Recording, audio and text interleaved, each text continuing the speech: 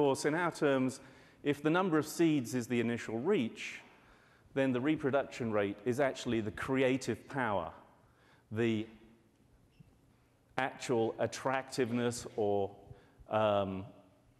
interest that's generated by the video that causes people to then pass it on. But interestingly, in the paper, Watts and his colleagues focus on the reach side of things, and here's what they have to say about the creative power side of things.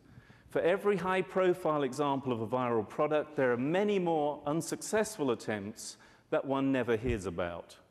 Moreover, predicting which of these attempts will succeed is extremely hard, if not impossible, even for experienced practitioners. Well, we actually wondered that if by going to experienced practitioners, they were actually talking to the wrong people. Perhaps they ought to be going out and talking to the guy on the street and figuring out how they actually reacted to these different executions. So, that's what we tried to do. And in order to do this, what we did was we cross-referenced our link pre-testing database with the number of views that videos received on YouTube. Now, that was a pretty intensive process in its own right, and if there's one thing we learned from it, you really have to name videos sensibly so that people can easily find them online. Because obviously many people will upload things and they often give the thing a different name. So there's the official version, but you also want to get hold of the versions that have been uploaded by individuals other than the agency or the client. So one of the key things for us was actually tracking down the number of views. Now, we also will state right now that the views were on YouTube. That was partly a matter of convenience. Interestingly, I've gone back in time and actually compared some of the metrics of being provided through Ad Age, and it stacks up pretty well. So there's a good correlation between the number of views on YouTube and the wider viewing and dissemination on other sites online. But one of the key things that came out of the data, and we actually matched up 102 ads, 71 ads in the US, the rest in the UK. These are the YouTube views. You've got the number of ads down the bottom, and you've got the views per week up the side. Obviously, working with public data like this, one of the things we might have wanted to do was the number of views in the first 3 months of video's life. That data is not necessarily available.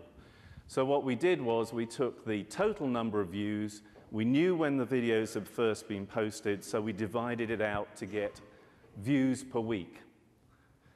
But if you look at the distribution, it's clearly skewed. It actually lives up to that statement of Watts and his colleagues that very few things go viral. In fact, technically, none of these ads go viral. Because in order to go viral, they have to have a reproduction rate greater than 1. In other words, there has to be more than a 1-to-1 pass-along from person to person. And very few videos actually do that. So in this case, our definition of viral for the US, for instance, was the videos got at least 5,000 views per week or more. And that means roughly 13% of the ads that we looked at were achieving that sort of rate. And then what we did was we correlated the data to see what things would actually predict or were related to whether or not people were willing to go and view these videos online. First off, the awareness index. So that same combination of enjoyability, active engagement, and branding.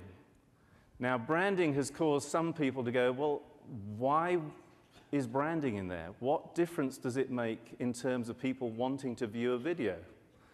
Well, actually, there are some brands that people are genuinely interested in, and they have an expectation that those brands will generate something that is worth watching.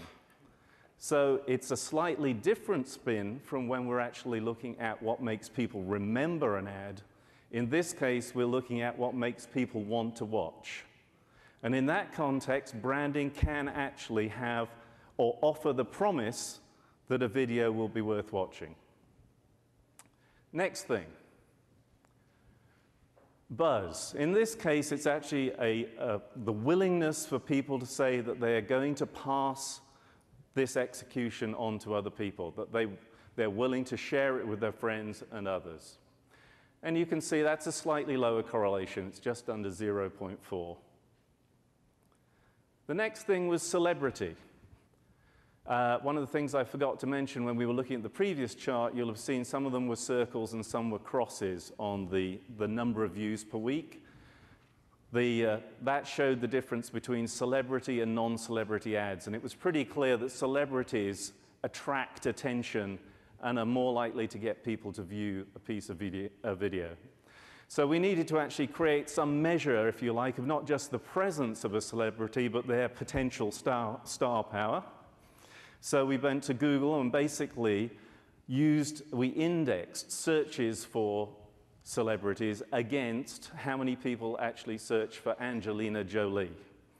She's a very popular person. She gets searched on a lot. So now we have a measure of star power that's actually indexed to Angelina Jolie, and my colleagues call it the Angelina score. But it's a measure essentially of star power, how much people are interested in the person who's featured in the ad. And then last, but by no means least, we have distinctiveness. So for someone to take time out to actually look at a video online, they have to believe that it's going to be unique, that it's going to be different, that it's worth their time in some way. So as I say, there's some distinct similarities to the offline viewing world in terms of, for instance, the awareness index metrics, and then you have these other elements that build into it as well.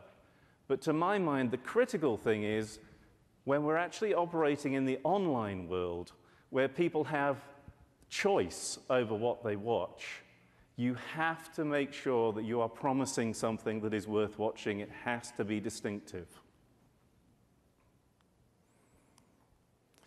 And of course, you may wonder why I've ranked them in such a peculiar order.